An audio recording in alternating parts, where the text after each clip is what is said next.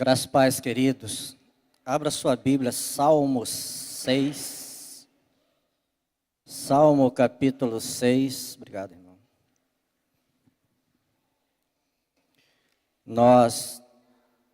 Talvez a igreja pergunte por que a gente está pregando nos Salmos. Uma orientação do pastor Marcos, que a gente pregasse nos Salmos. Se tiver baixo aí, tá? Se tiver falando baixo, levanta a mão assim que eu vou aumentar aqui o volume, Reinaldinho. A gente tem feito já algumas pregações, até o Salmo 5. Algumas semanas atrás o pastor Reinaldo pregou no Salmo 5. E ele achou por bem que a gente intercalasse uma pregação fora do Salmo, outra pregação do Salmo. Ele também já pregou nos Salmos. E é assim muito enriquecedor. Tenho ficado realmente muito feliz, contente, porque a gente vê muitas coisas estudando os Salmos. São textos maravilhosos, textos que falam muito conosco, que se identificam muito conosco.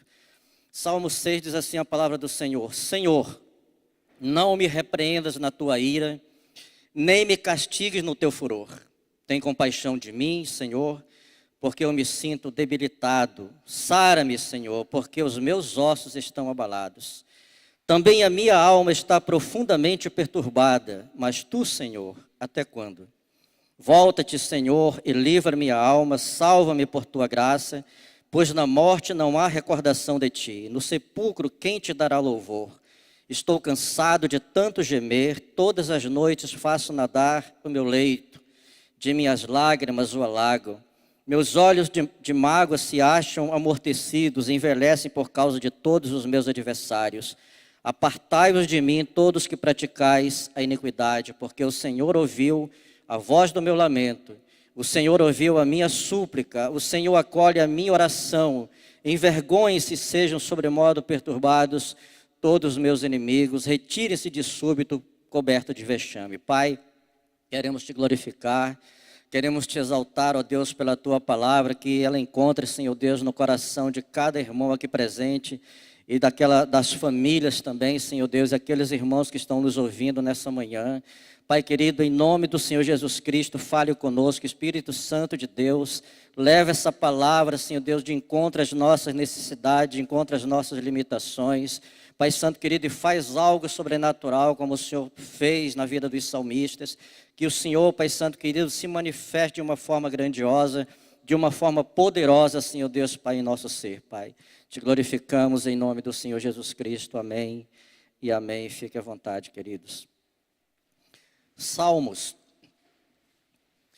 ele tem a definição, ou pelo menos assim, a descrição no hebraico, Tehilim, como louvores, como cânticos. E a significação melhor, Tehilim, como louvores, como cânticos. E salmos é realmente cânticos. Se você olhar do 1 ao 150, você vai ver essa expressão de louvor, e é um louvor público, não era um louvor separado, mas era um louvor público, era no templo, onde as pessoas estavam ali para cultuar o Senhor, para glorificar o Senhor. Interessante isso. Um outro fator interessante é que os salmos, eles são compostos de 5 livros. Você vai ver Salmo 1, Salmo 2, livro 1, livro 2, livro 3, 4, 5 livros. E muito interessante também, tem algumas coisas muito interessantes nos salmos. É que ao final de cada livro há uma doxologia e há uma bênção. Se você observar, algumas versões traz assim, Salmo 1, livro 1, Salmo tal a Salmo tal. No final do último salmo desse livro, você vai encontrar uma doxologia, ou seja, uma glorificação a Deus. Sempre termina com uma glorificação a Deus. Também nos cultos públicos havia essa disposição de as pessoas que assistiam glorificar a Deus no final do louvor, no final dos salmos. Nunca faziam isso sem que houvesse essa glorificação ao Senhor. E também, em seguida, uma bênção. Você vai verificar essa possibilidade ou essa verdade na questão dos livros dos salmos. Sempre no final de cada livro, uma glorificação a Deus, exaltando a Deus, bendizendo a Deus, dizendo quanto Ele é importante para nós, quanto Ele realmente é sobrenatural. Essa era uma prática dos salmistas. Um outro fator interessante é que os salmos, eles não são somente mencionados aqui, mas você vai ver, por exemplo, nos profetas, eles mencionando os salmos, falando dos salmos. Você vai ver no Novo Testamento, os discípulos, os evangelistas falando dos salmos. E você vai ver também o próprio Jesus mencionando muitas vezes os salmos. E tem um que ele mencionou que é muito conhecido, foi quando ele estava na cruz do Calvário sendo crucificado para redimir você e para me redimir, quando ele fala assim: Deus meu, por que me desamparaste? Salmo 22. Então, se você observar, Jesus, ele usou muitos salmos, de tal maneira que isso se tornou uma coisa muito importante para aquela geração que andava com o Senhor. Eles se voltarem para aquilo que Deus havia feito. Mas uma coisa interessante é que ele se identifica muito com a gente. Se você observar os salmos, esse que eu acabei de ler, você vai ver muitas situações em que de repente alguém de nós está passando por situações assim. Alguém que está nos ouvindo, famílias estão envoltas em dificuldades, em problemas que o salmista está relatando nesse Salmo 6, como em outros salmos também. Um outro fator interessante: esse Salmo 6, ele é um dos 7 salmos penitenciais. Aquele em que o salmista abre o seu coração, aquele em que ele pede a intervenção de Deus, aquele que ele realmente busca socorro. Isso é uma coisa que nós vamos aprender nessa manhã, que nós não temos que ficar quietos. Temos que falar, nós temos que glorificar o Senhor, nós temos que exaltar, nós temos que bendizer o Senhor. Um outro fator importante também é que o Salmo nos aponta 2 caminhos. Ele nos fala também do justo e nos fala do ímpio. Sempre você vai ver essa possibilidade, 2 caminhos. Ele nos fala também da separação do grão e da separação da palha e as suas consequências.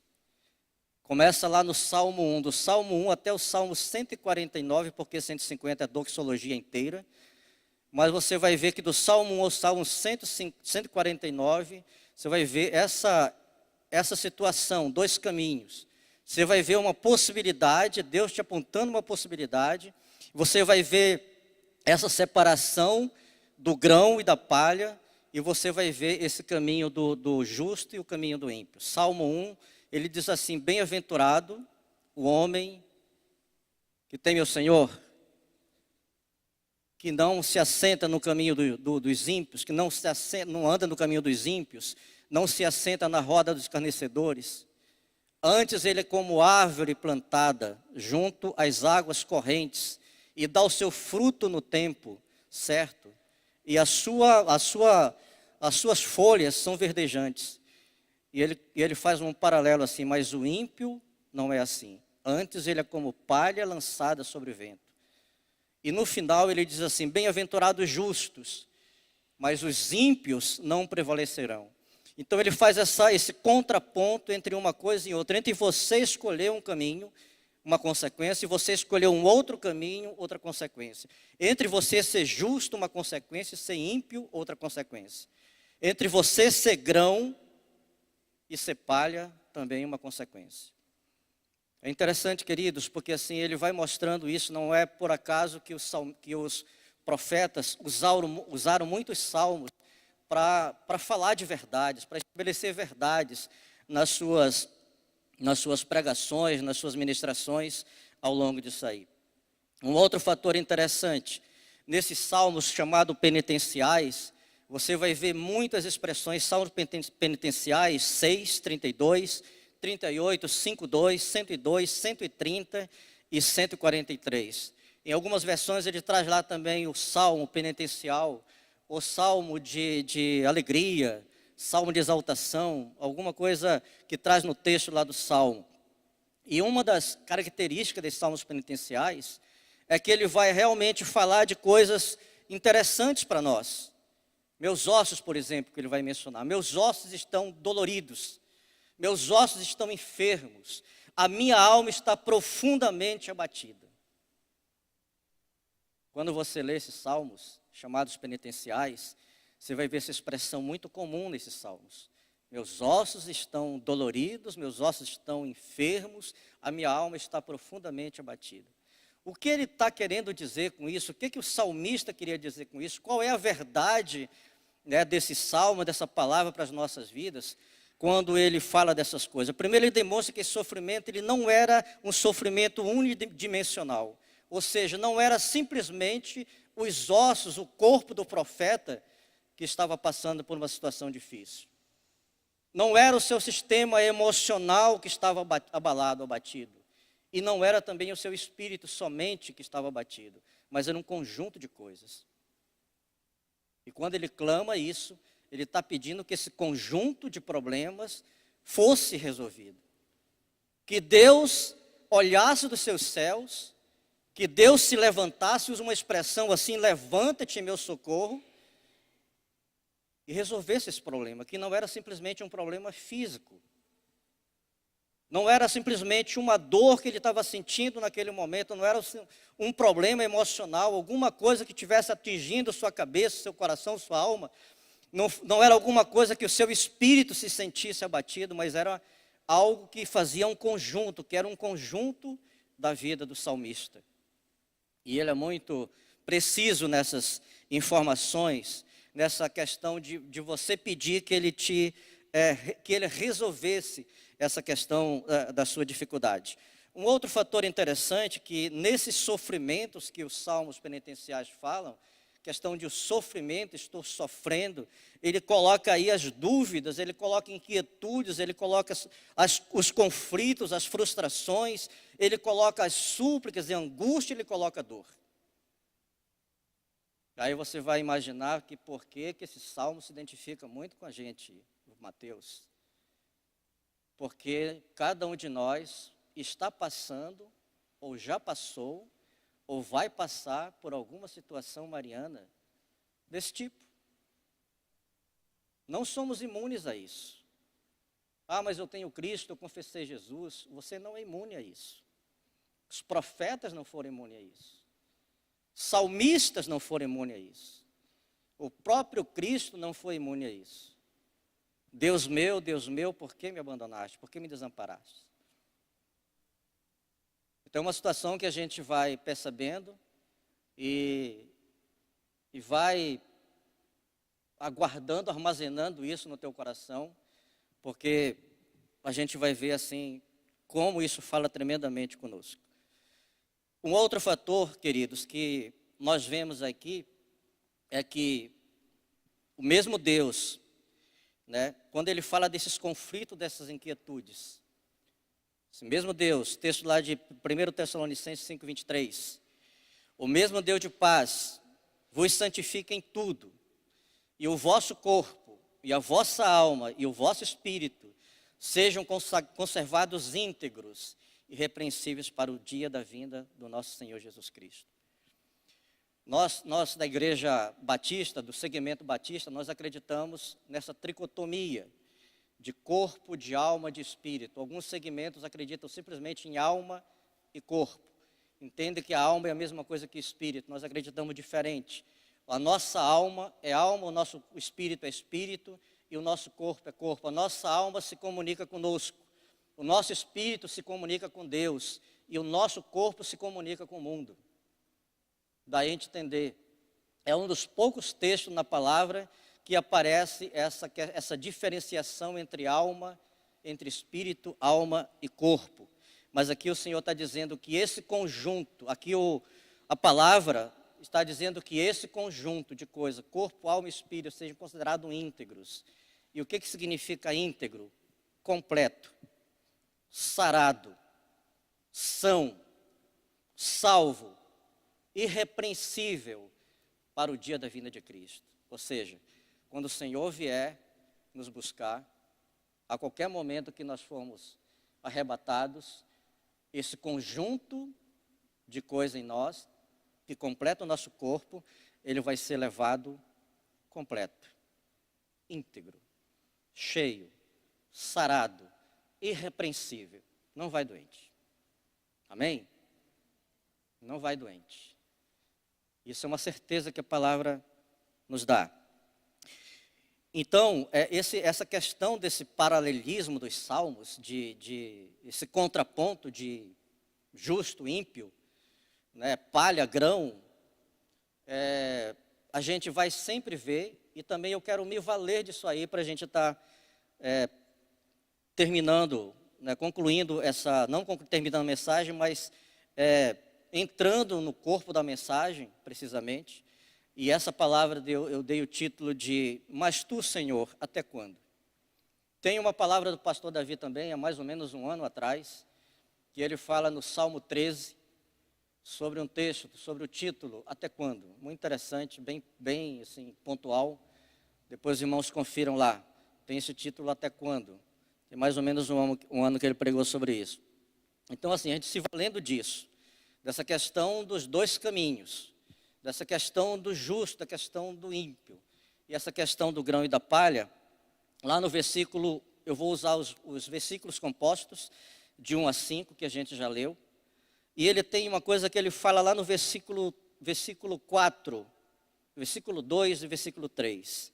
Tem compaixão de mim, Senhor, porque eu me sinto debilitado, sara-me, Senhor, porque os meus ossos estão abalados. Versículo 3. Também a minha alma está profundamente perturbada, mas tu, Senhor, até quando? E no versículo 4 ele vai falar a mesma coisa. Volta-te, Senhor, e livra a minha alma, salva-me por tua graça. E o que é alma? O que ele está falando? Seria realmente essa coisa imaterial que nós temos?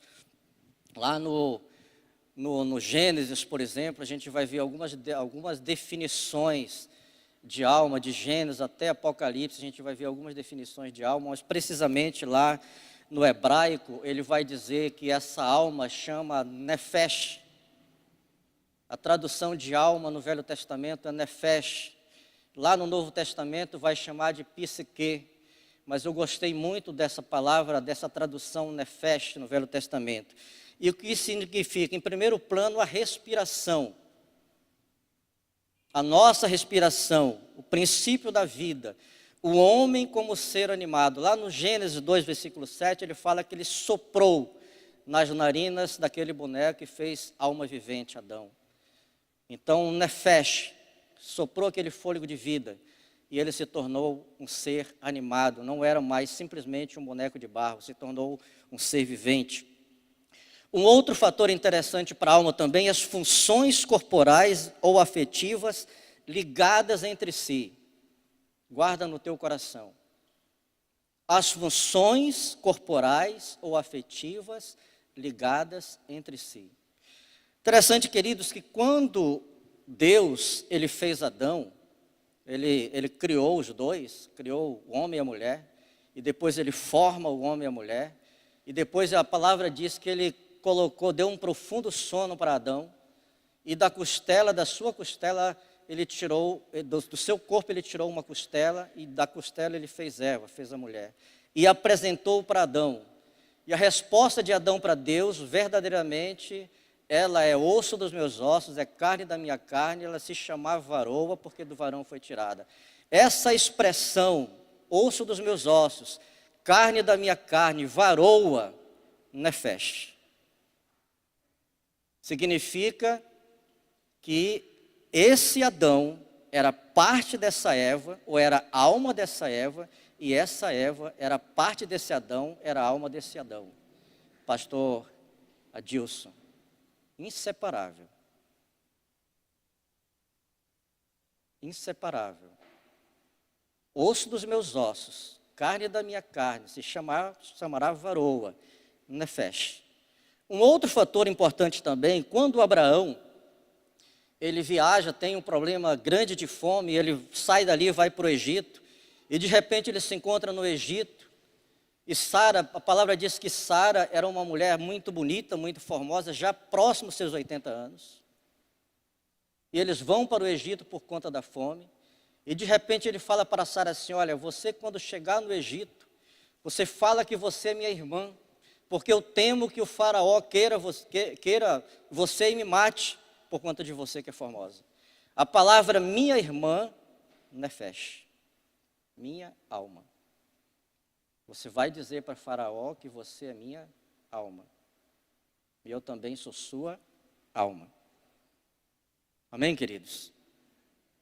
Em seguida, pouco mais à frente, ele também ele se encontra com um rei chamado Abimeleque.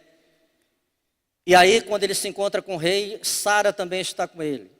Continuava formosa, perto dos seus 80 anos. Continuava uma mulher bonita, de boa expressão. E ele teme outra vez pela vida dele. E ele fala para ela que ela dissesse para o rei, quando perguntasse, que ela era irmã dele, Nefesh. Era a mesma alma de Abraão. Isaac fez a mesma coisa com esse mesmo rei. Quando se encontrou com Raquel perto do rei, ele falou: olha, diz para ele que você é minha irmã, Nefesh. Era esposa.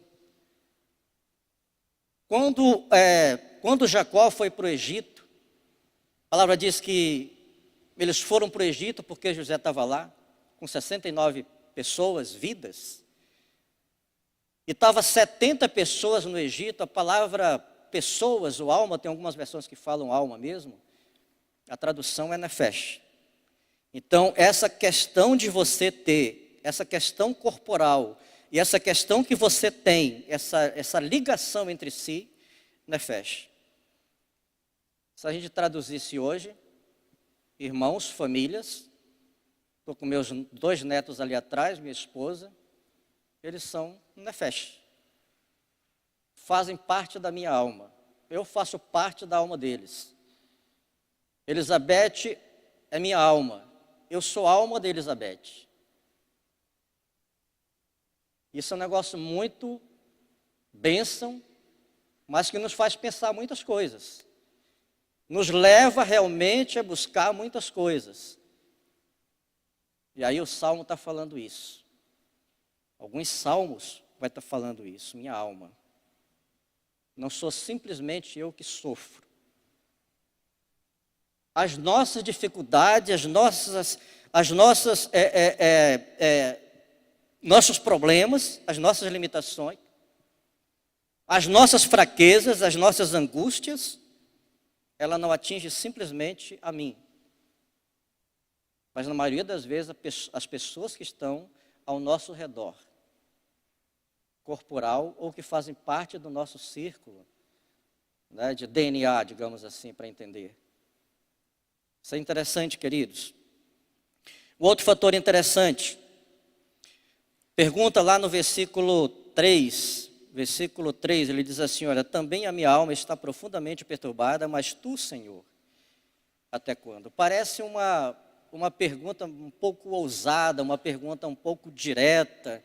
Parece que o salmista está querendo confrontar Deus, como algumas pessoas falam, eu vou colocar Deus na parede para ele me responder, mas na verdade não se tratava disso. Você vai ver em muitos momentos, nesse Salmo 6, nos outros salmos também penitenciais, você vai ver nos profetas, vai ver Jeremias falando dessa mesma forma, mas Senhor, até quando? Quando as aflições vinham, quando os problemas vinham, quando as dificuldades vinham, a pergunta para Deus até quando? Por que ele perguntava assim? Na verdade, ele estava expressando, era um pedido de socorro, de ajuda. Até quando, Senhor? Tem um outro salmo, o Salmo 40, versículo 13, que ele fala que de uma expressão muito, muito interessante.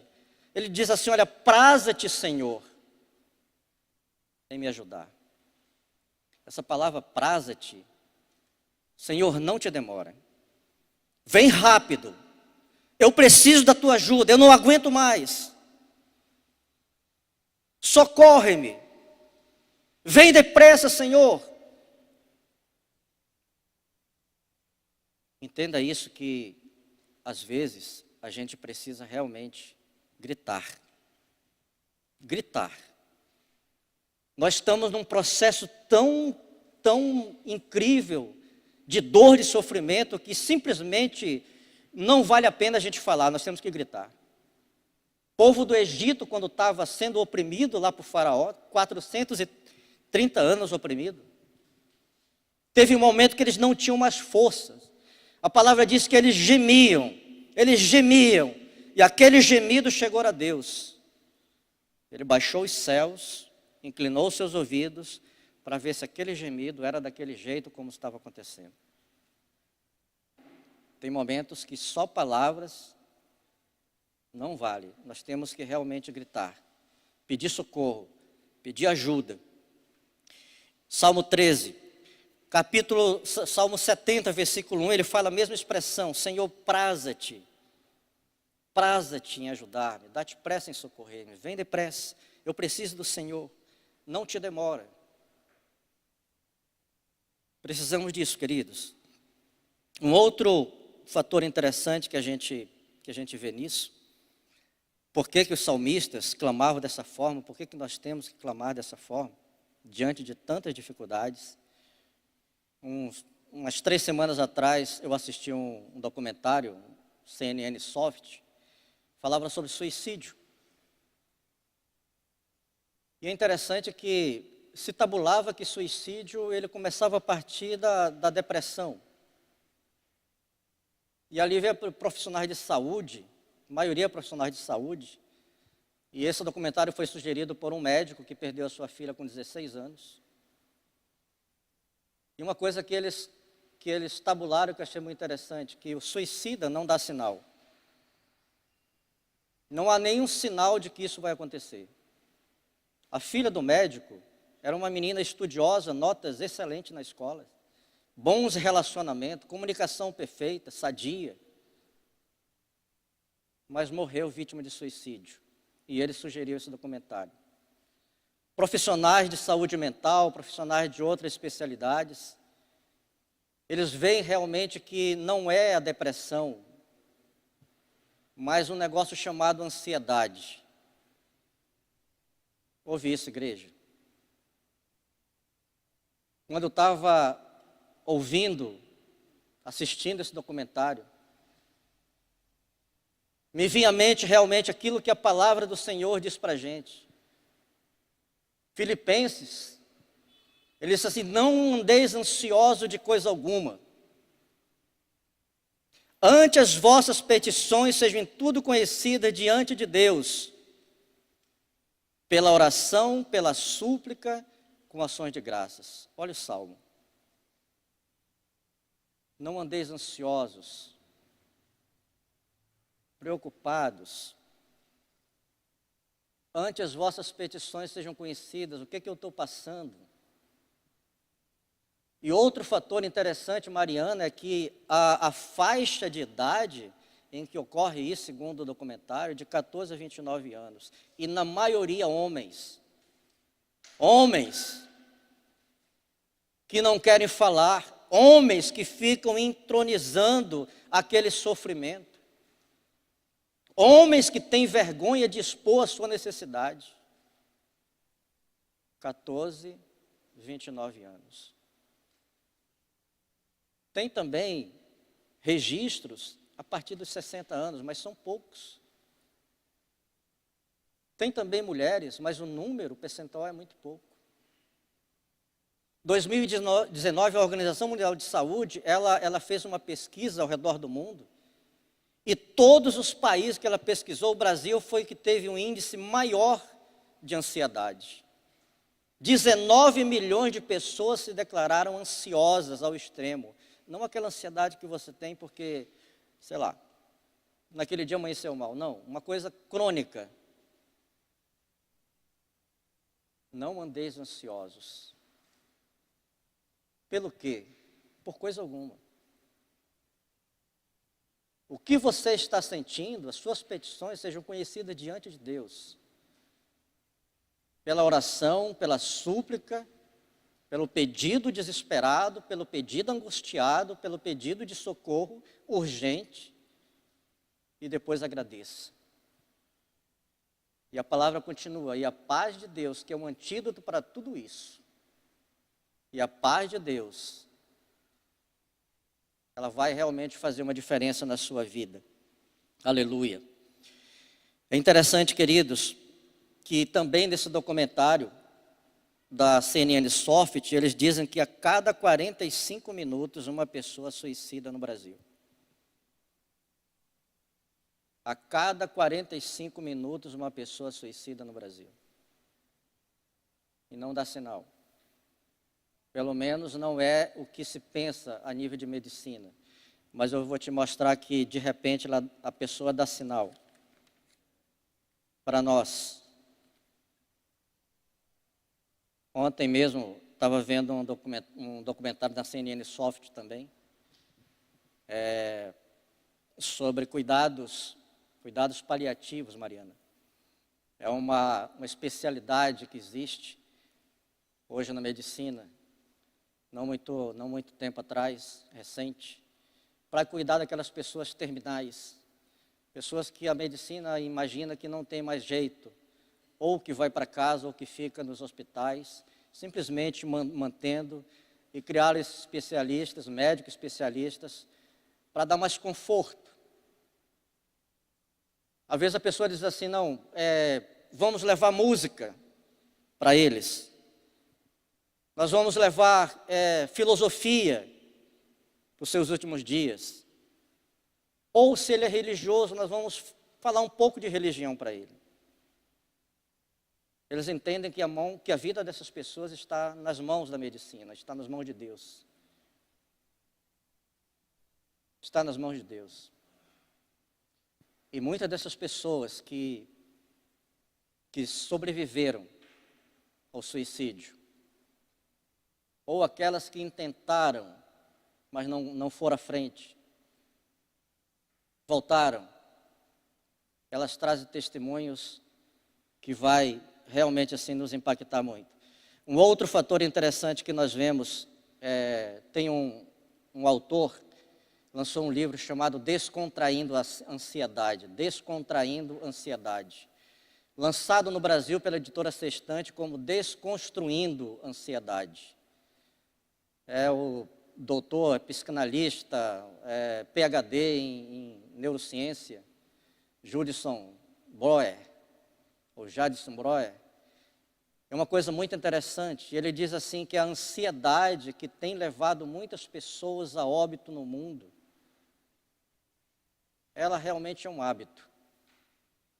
Se você desconstruir o hábito, você não vai chegar a uma depressão. E observe, por exemplo, se uma pessoa tem algum problema, genericamente tem algum problema, e ela não consegue lidar com aquele problema, então vem a ansiedade e vem o hábito também. Ou doce, ou comida, ou bebida, ou drogas, ou sei lá o quê. Porque você vai ver nessa situação, a questão do hábito, ele vai gerar um estímulo. O estímulo, ele gera um comportamento, e o comportamento, ele vai gerar uma recompensa. Alguém me atacou, eu vou para a geladeira enquanto um doce, aquilo é um comportamento, aquilo vai me dar uma recompensa, eu vou me sentir bem com aquilo. Ou eu vou comer. Ou eu vou para o bar, ou eu vou para as drogas. Ou eu vou, sei lá, fazer alguma coisa diferente, porque me dá recompensa. Corta o hábito. E você vai, consequentemente, cortar a ansiedade. É o que diz o doutor Judson Breuer. Cortar a ansiedade. Nós tivemos aqui, alguns anos atrás, um irmão estudante, ele converteu, do sul de Minas, converteu. E quando ele converteu, ele quis tocar, cantar. Ele queria cantar, tocar, e começou a aprender violão. E o pai dele não aceitou isso aí. O pai dele é totalmente contra, não queria nenhum crente na família, ele foi o primeiro. E ele enchia a cabeça dele todo dia, ele veio estudar aqui. E toda vez que o louvor começava a cantar, não todas as vezes, mas genericamente quando o louvor começava a cantar, ou quando alguém pegava o violão, ele ficava em pânico, segundo ele. Aí qual era a reação dele? Gritar. Ele gritava que nem um desesperado, que nem um doido, gritava. Muitas vezes tinha criancinhas, as criancinhas corriam para o colo do pai, da mãe, porque o grito era muito. Um dia nós fomos com ele para Piranga, e na viagem ele falou, irmão, não se incomoda, porque se vier sobre mim esse mal, eu vou começar a gritar. E ele gritou.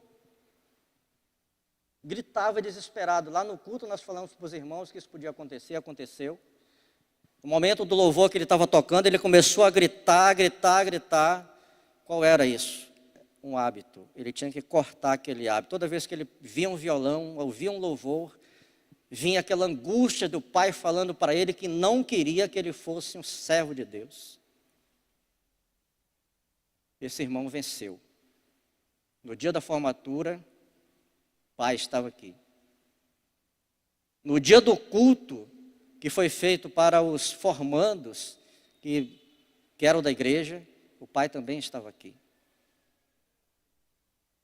Então, essa questão, nós precisamos realmente cortar isso. Parar com isso. Aleluia. Um outro fator interessante, queridos, Salmo versículo 6 até o versículo 10. A palavra diz assim, acho que hoje não tem maturidade, mas vou ficar até as 10. Ele diz, estou cansado, versículo 6, estou cansado de tanto gemer, todas as noites faço nadar o meu leito. De minhas lágrimas o alago, meus olhos de mágoa estão amortecidos, envelhece por causa de todos os meus adversários. Eu peguei aqui a versão, eu estou lendo na versão atualizada de Almeida, mas eu peguei aqui uma versão que é diferente dessa que eu estou lendo. E lá, essa versão, ela fala o seguinte,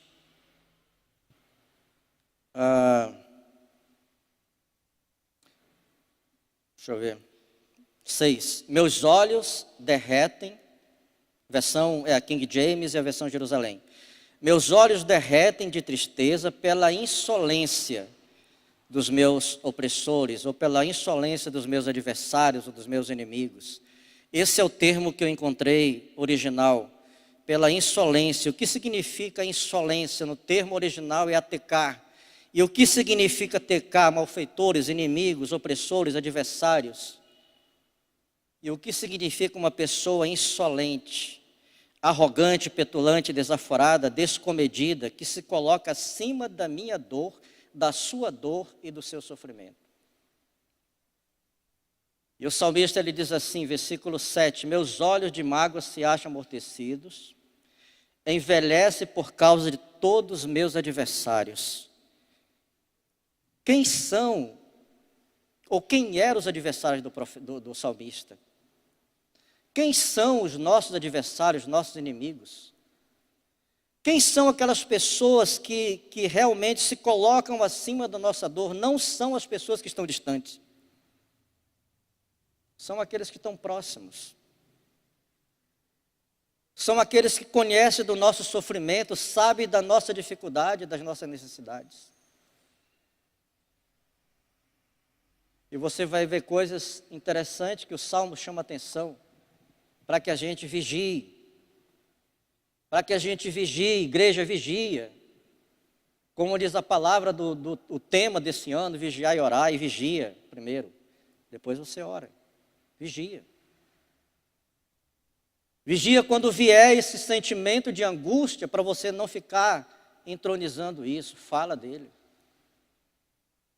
Fala dele. Agora fala dele para quem? Adversários, que o salmista diz, nessas provações. Adversários veem as provações do doente como um castigo, uma falta escondida, um pecado cometido, não confessado. Desses dias, um tempo atrás aí, eu falei aqui sobre uma irmã que é de outra cidade, de outro estado, passando por um problema sério no casamento, procurou ajuda, profissional de saúde mental, cristã, e o que ela ouviu dela foi, você não deve estar passando por isso. Você é uma serva de Deus. Você foi lavada e remida no sangue do Cordeiro. Não tem possibilidade de você estar passando por isso. Ela ouviu, saiu dali e nos contou que ela saiu pior do que quando chegou lá. Não resolveu o problema, não ouviu uma orientação para que ela pudesse resolver o problema do casamento que estava em crise, mas simplesmente que ela não deveria estar passando por aquilo. E se estava passando por aquilo, a sugestão é porque estava em pecado. A palavra diz que todos pecaram e carecem da glória de Deus, é verdade. Mas nem sempre o que nós estamos passando realmente tem isso. Olha o caso de Jó, por exemplo. Os amigos de Jó, as pessoas próximas, adversário, não são pessoas de longe. Os amigos de Jó começaram a encontrar todas as culpas sobre ele. Passa por isso porque fez isso, aquilo e tal. No final, capítulo 42 de Jó, Deus fala assim, olha, você tem uma demanda contra vocês, amigos de Jó, porque vocês não falaram de mim o que é reto, como disse meu servo Jó. As provações, as dificuldades, não somos imunes a isso. Tem um texto lá em João, Evangelho de João, capítulo 9, os discípulos, as pessoas que andavam com Jesus, perguntaram para ele, Senhor, quem pecou? Um cego de nascença, quem pecou? Ele ou seus pais? Havia uma corrente que se alguém estava passando por alguma dificuldade, alguma enfermidade, nasceu com algum problema, é porque o pai pecou, ele pecou. A resposta de Cristo para eles é nem os pais, nem ele pecou. Mas foi para que se manifestasse a glória de Deus. E se manifestou a glória de Deus na vida daquela pessoa. Quem são os nossos adversários? Quem são os nossos inimigos? Quem são as pessoas que atentam contra as nossas vidas? Aleluia. Um outro fator interessante, que quando, ouve igreja, que quando uma pessoa te buscar,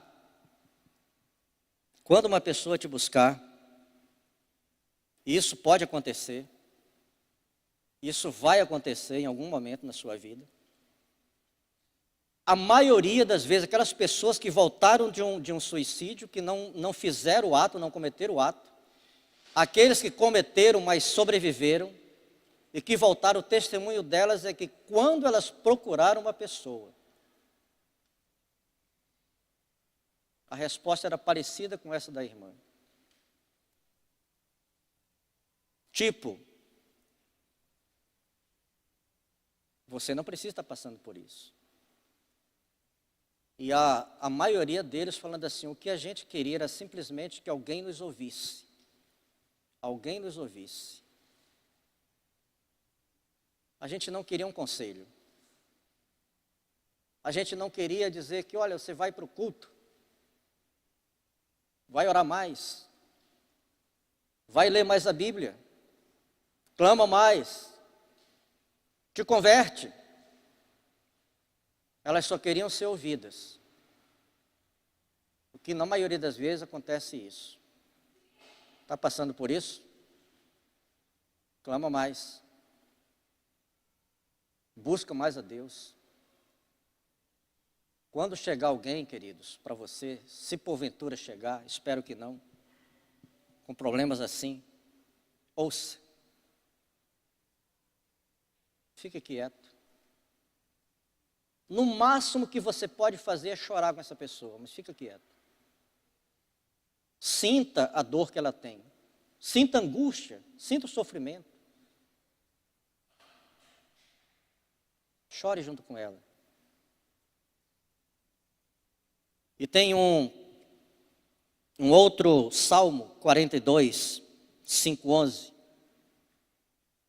É muito interessante esse salmo. É mais um momento em que o salmista está clamando. E a palavra diz assim que os adversários deles perguntavam para ele, o teu Deus, onde está? Diante daquelas dificuldades, diante daqueles problemas, diante daquelas limitações, necessidades, diante de tudo que o salmista estava passando, chegava alguém para ele e perguntava, o teu Deus, onde está? E aí, queridos, ele fazia que nem os israelitas faziam no Egito. Socar o peito. Por que estás abatido, ó minha alma? Salmo 42. Por que te perturba dentro de mim? A expressão lá é que ele socava de fato o peito, batia no peito, conversando com ele mesmo. Talvez ele não tivesse ninguém com quem conversar. Por que estás abatido, ó minha alma? Por que te perturbas dentro de mim? Espere em Deus, porque eu ainda o louvarei. A Ele meu auxílio e Deus meu. Segunda vez, quando ele é atacado dessa forma, onde está o teu Deus? Talvez algum de vocês, algum de nós já tenha ouvido isso de alguém. Por que você passa por isso? Você é tão religioso. Você vai tanto aos cultos, você lê tanto a Bíblia, onde está o teu Deus? A resposta dele era de novo: por que estás abatido, a minha alma? Por que te perturbas dentro de mim? Espera somente em Deus, porque ainda o louvarei. A Ele meu auxílio e Deus meu. Aleluia. Um outro fator interessante, queridos, para a gente finalizar. Em tudo isso que nós vemos, nos salmos chamados penitenciais, nos salmos, outros salmos que a gente vê, do 1 ao 149, nós temos ter uma certeza, através da palavra que nós temos em mãos, temos que ter uma certeza, através daquilo que nós aprendemos, através daquilo que Deus nos fala, através da nossa experiência com Deus, dia a dia, que Deus é grande o suficiente para as nossas maiores necessidades. Amém? Deus é grande o suficiente para as nossas maiores necessidades. Os salmos, eles estão requerendo esse nosso entendimento. Deus nunca abandonou. E depois, a sua necessidade ou as suas necessidades, elas não são tão grandes para que Deus não se importe com elas. Elas não são tão pessoais o suficiente para que Deus não se importe com elas. Deus se importa. Deus ouve. Deus ajuda. Deus vem em nosso socorro. Ele foi em socorro dos salmistas, foi em socorro dos profetas. Ele foi em socorro de todas as pessoas que clamaram por ele. Ele foi em socorro de Israel quando estava gemendo no Egito. E mandou uma ordem para Faraó: não toca no meu primogênito. Se você tocar no meu primogênito, você vai ter consequências sérias. Não toca no meu primogênito. Fica, queridos, essa mensagem para o seu coração, para o meu coração. Confesso que eu não via os salmos dessa forma. Preciso que a gente realmente se detenha nesses detalhes mínimos, nesses detalhes que nos chamam a atenção, para que a gente realmente busque o Senhor nessa forma que os salmistas buscavam, que os profetas buscavam, que Jesus buscou. Aleluia. Vamos ficar em pé, nós vamos orar.